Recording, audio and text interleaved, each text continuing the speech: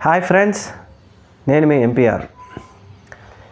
మన రాష్ట్ర ముఖ్యమంత్రి నారా చంద్రబాబు నాయుడు గారు కొన్ని వ్యాఖ్యలు చేశారు. తిరుమల తిరుపతి వెంకన్న స్వామి గారి గురించి, అక్కడ జరుగుతున్న పరిస్థితుల గురించి ఆయన కొన్ని వ్యాఖ్యలు చేశారు.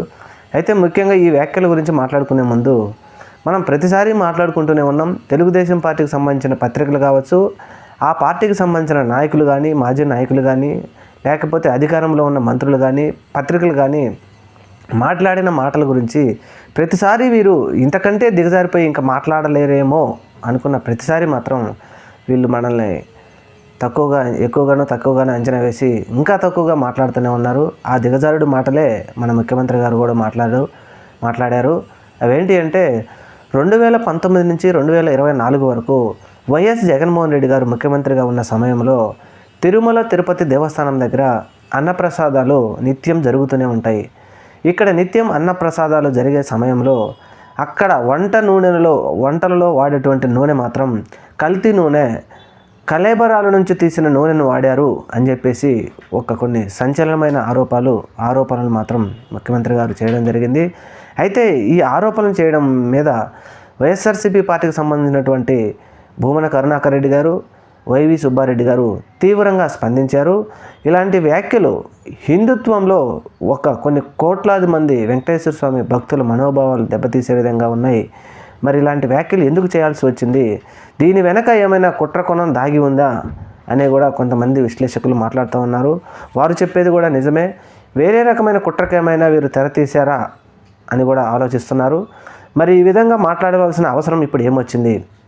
ఇప్పుడు ఒకవేళ నిజంగా ముఖ్యమంత్రి గారు కనుక ఆ విషయం ఆయన దృష్టికి వస్తే దానిని కంపల్సరీ నిగ్గు తేల్చి అలా చేసిన వారి మీద చర్యలు తీసుకోవాలి, కఠినంగా శిక్షించాలి. కానీ అలా కాకుండా ప్రజల్లో ఇలాంటి వ్యాఖ్యలు చేసి ఎవరి మనోభావాలు దెబ్బతీయడానికి ఈయన మాట్లాడారో అర్థం కావడం లేదు.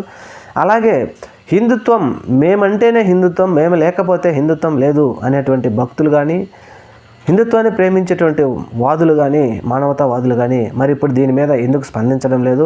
ముఖ్యమంత్రి గారు చేసిన వ్యాఖ్యలు మంచివా లేకపోతే చెడ్డవా, లేకపోతే నిజంగానే ముఖ్యమంత్రి గారు చెప్పినట్టుగా అక్కడ అది జరిగిందా?